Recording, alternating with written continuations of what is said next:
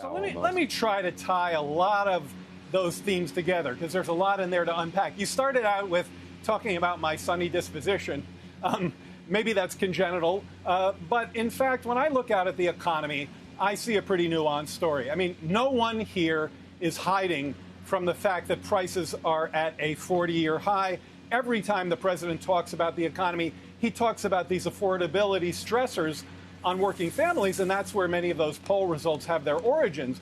But you can't ignore the fact that we have the strongest labor market in generations, with 11 million openings, with 375,000 jobs per month over the past 3 months created.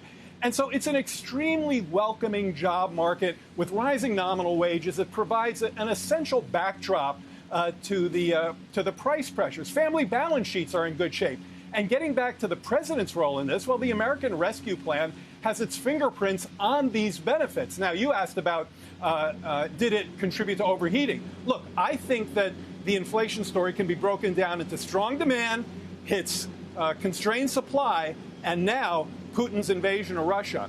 The most recent analysis says that the demand part is actually trailing off, and that makes sense if you look at some of the cooling sectors of the economy. Housing is a great example, and that's much the result of the Federal Reserve. But the supply chain constraints are still in place. They're easing significantly, which also has to do with some of our work, say, at the ports.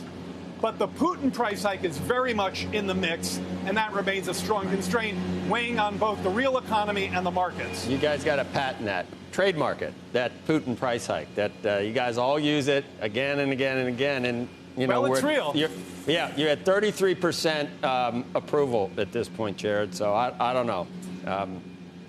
Well, I thought that first poll you showed, I mean, I was just doing it went by quickly. I thought it showed 60+%. Maybe you could put it up again. 60+% I'm of just reading from the actual, the body of the piece. So now you're on to the New York Times. Before we were talking about the okay. Yeah, you have a slide up there. Just on from the New York Times. Yeah. 60+% I trust the New York Times implicitly. 60+% of respondents said they were doing the same or better. Now, yeah, there it is.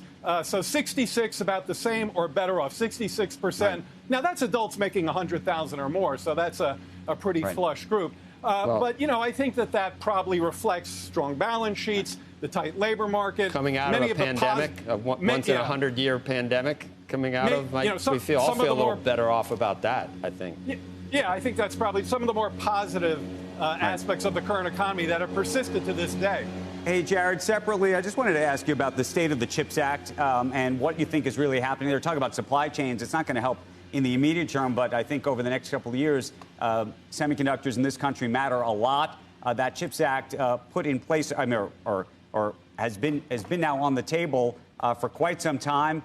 And there's a risk at this moment that if Congress, at least before the summer's out, doesn't actually deal with it and vote in favor of it, that, you know, come September, I think Intel may have to say to themselves, you know what, I'm going to invest my money in Europe or do this elsewhere, at least temporarily. It's a real concern. It's a real concern, Andrew. So what is happening here, and what's the president doing about it? We have not heard the president talking about it publicly. All right, so it is a real concern, and you said something about the long term. I don't consider September all that long term, and I suspect you don't either. So we could actually make a difference to American production of semiconductors right now in the very near term if Congress would act. And I guarantee you that the president is pushing hard for the Hill to do the right thing in this regard, pass this act. You know, 68 senators voted for the Competes Act, which is an early version of this plan, and then it ping-ponged over to the House. So they ought to be able to reconcile. At this point, it is very clear that Republicans are blocking the progress based on their objections to other policies, to reconciliation. And what I say about that is I know we're in this everybody knows we're in this hyper-partisan era. When members of Congress agree, when there is bipartisanship about a measure that will so clearly help the American economy in an area that is critically important to our future, microchip production, put aside your partisanship, get together, and pass this damn bill today.